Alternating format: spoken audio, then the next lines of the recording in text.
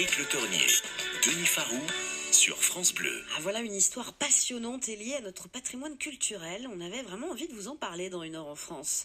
Alors nombreux sont ceux qui connaissent la fameuse toile de Gustave Courbet exposée au musée d'Orsay. L'origine du monde qui représente un sexe féminin en gros plan. Un tableau osé qui a beaucoup fait parler de lui. Eh bien ce n'est pas fini, car un homme pense avoir découvert il y a quelques années maintenant le haut de la toile, le visage de la femme représentée. Eh bien il est avec nous. Bonjour Jean de la Monneraye. Bonjour dame. Alors l'histoire de cette toile, elle commence pour vous par un après-midi pluvieux de l'année 2013, c'est ça? Oui, tout à fait. Qu'est-ce qui s'est passé ce jour-là?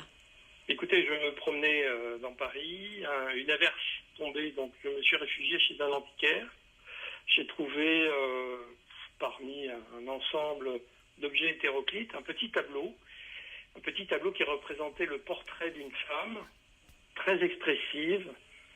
Et je suis tombé follement amoureux de ce tableau, donc je l'ai acheté, je suis rentré chez moi et j'ai découvert que ce tableau était en fait découpé. Les bords de la toile laissant penser qu'il avait été découpé.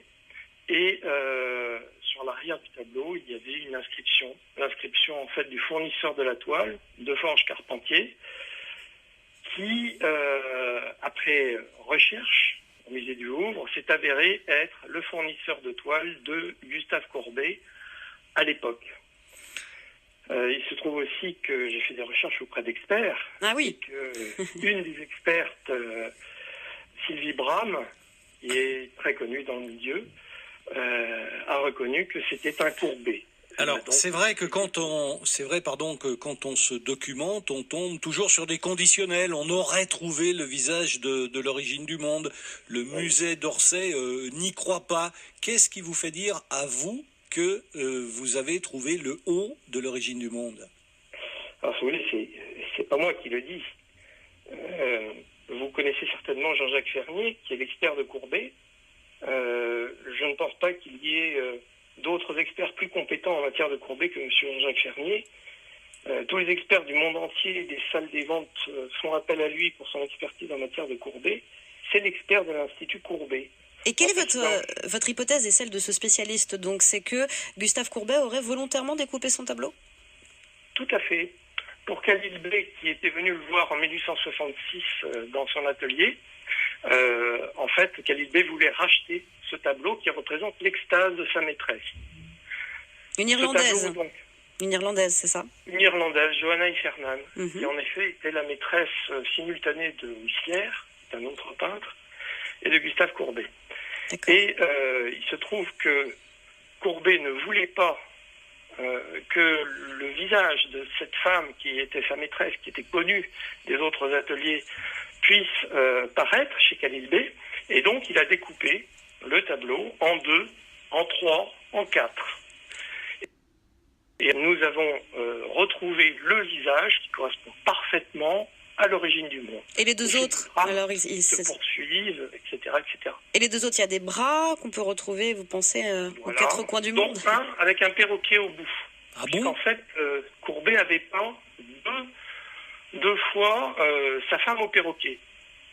Vous trouverez donc dans l'ouvrage que je vais faire paraître, qui s'appelle La face cachée de l'origine du monde, les deux versions de la femme au perroquet. La première, qui était l'extase, qui a été découpée par Courbet, et la deuxième, qui est au Metropolitan Museum à New York, qui représente la femme au perroquet. C'est la même femme sur les deux tableaux qu'il a peint à la même époque. Incroyable. Et Jean de la Monneraye, qu'est-ce que vous allez faire de ce tableau alors? Parce que vous allez le garder, vous allez essayer malgré tout de le faire authentifier par tout le monde. C'est quoi l'avenir de cette toile? Si vous voulez, chaque chose en son temps. Pour le moment, je voudrais publier toutes les preuves que j'ai recensées pendant 4 ans. Et je ne pense pas que je ne pense pas que le ministère de la Culture puisse, à l'issue de la lecture de cet ouvrage, me refuser l'analyse comparative des deux tableaux dans un même laboratoire.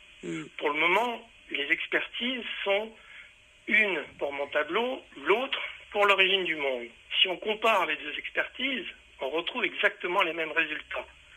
Maintenant, il faudrait qu'un seul laboratoire scientifique neutre puisse prendre les deux tableaux et faire l'analyse comparative ensemble. C'est ça votre demande aujourd'hui, en fait. Chose que le musée d'Orsay refuse.